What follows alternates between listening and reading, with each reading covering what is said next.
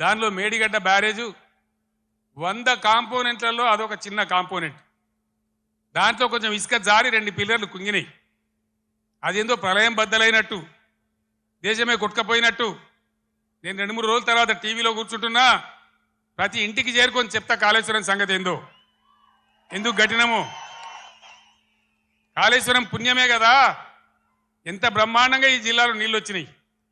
ఏ విధంగా mid Maneru LMD నిండి ఉంటుండే, ఏ విధంగా చెరువులు చెక్ డ్యాములు మత్తళ్ళు దుంకుతుండే.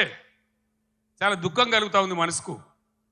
నా కండ్ల ముందే ఇంత తొందరలోనే ఈ కరెంటు మాయం కావడం, రైతులు కళ్ళలో నీళ్లు పెట్టుకోవడం, సోషల్ మీడియాలో చూస్తూ ఉంటే అనేక చోట్ల రైతులు పొలాలు కాలబెడతా ఉన్నారు, గొర్రెలను మేపుతా ఉన్నారు, గొడ్లను మేపుతా ఉన్నారు.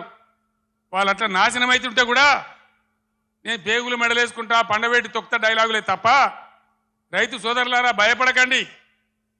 ఒకనాడు ఇదే ఎస్ఆర్ఎస్పీకి నీళ్ళు తక్కువ పడితే సింగూరు డ్యాంలో ఉంటే అక్కడి నుంచి తెచ్చి వరంగల్ దాకా ఇచ్చి కూడా పంటలు కాపాడిన సిఆర్ గారు నా పక్కనే ఉన్నారు.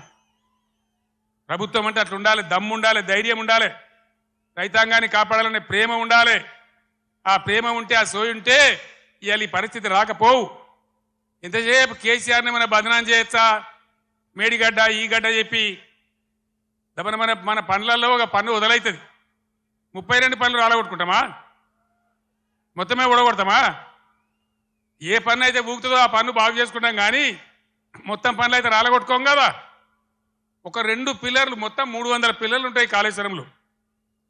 అలా కలిసే నదుల మీద, ఉపనదుల మీద, మెయిన్ గోదావరి మీద 300 పైచిలకు పిల్లర్లు ఉండేటువంటి కాళేశ్వరం ప్రాజెక్టులో 2 పిల్లర్లు కుంగిపోయినాయని, అది భారతదేశమే మునిగిపోతున్నంత బొబ్బ చేసి కేసీఆర్ మీద బదనాం పెట్టాలనే పద్ధతిలో ఇలా చిల్లర రాజకీయం చేస్తూ ఉన్నారు తప్ప, మరి రైతుల మంచినీళ్ళు ఇలా మార్చి 10-12కే ఇట్లా ఉంటే రేపు ఏప్రిల్ మే నెలలో ఏం కావాలి మన గతి?